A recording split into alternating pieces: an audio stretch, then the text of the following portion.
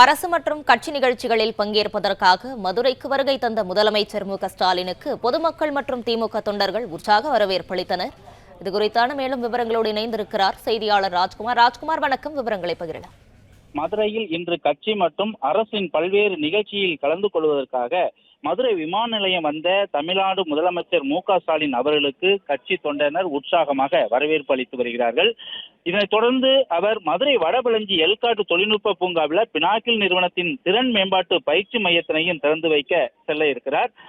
வர இருக்க பல்வேறு நிகழ்ச்சியில் கலந்து கொள்ள இருக்கக்கூடிய நிலையில்தான் மூத்த அமைச்சர்கள் மற்றும் அமைச்சர்கள் கட்சியினர் என வரிசையாக நின்று அவருக்கு சால்வை பூங்கொத்து என கொடுத்து வரவேற்பு அளித்து வருகிறார்கள்.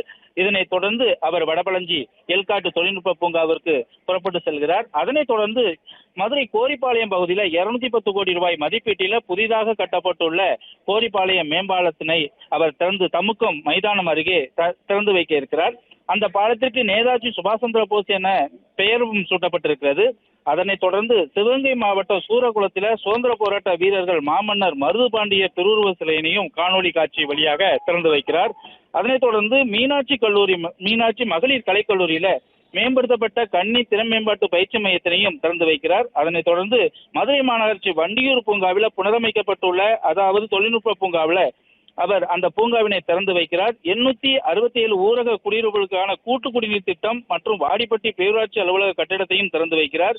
இதனைத் தொடர்ந்து அவர் இந்த நிகழ்ச்சிகளில் அமைச்சர் பெருமக்கள், நாடாளுமன்ற உறுப்பினர்கள், கட்சி பிரமுகர்கள் என கலந்து கொள்கிறார்கள். அதனைத் தொடர்ந்து மதுரை அழகர் கோவில் சாலையில் உள்ள அரசு விருந்தினர் மாளிகையில் ஓய்வெடுத்த பின்பாக மாலை 5 மணிக்கு உத்தங்குடியில் உள்ள வாக்குச்சாவடி வாக்கு முகவர்களுடைய ஆலோசனை கூட்டத்தில் பங்கேற்கிறார். பின்னர் காந்தி மியூசியத்தில் மக்கள் நீதி மையம் சார்பில் நடைபெறக்கூடிய ரிமெம்பரிங் பாபு என நடக்கக்கூடிய அந்த நிகழ்ச்சியில பல்வேறு அரசியல் கட்சி பிரமுகர்கள், அரசியல் தலைவர்கள் கலந்து கொள்ளக்கூடிய அந்த நிகழ்ச்சியில் கலந்து கொண்ட பின்பாக அவர் விமான நிலையம் சென்று விமான நிலையத்திலிருந்து சென்னை செல்ல உள்ளார்.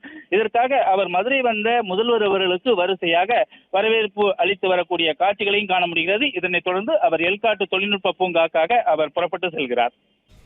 பிளே ஸ்டோர் மற்றும் ஆப் ஸ்டோரில் இருந்து பாலிமர் செயலியை QR கோடு மூலம் பதிவிறக்கம் செய்யுங்கள். செய்திகளை உடனுக்குடன் பெறுங்கள்.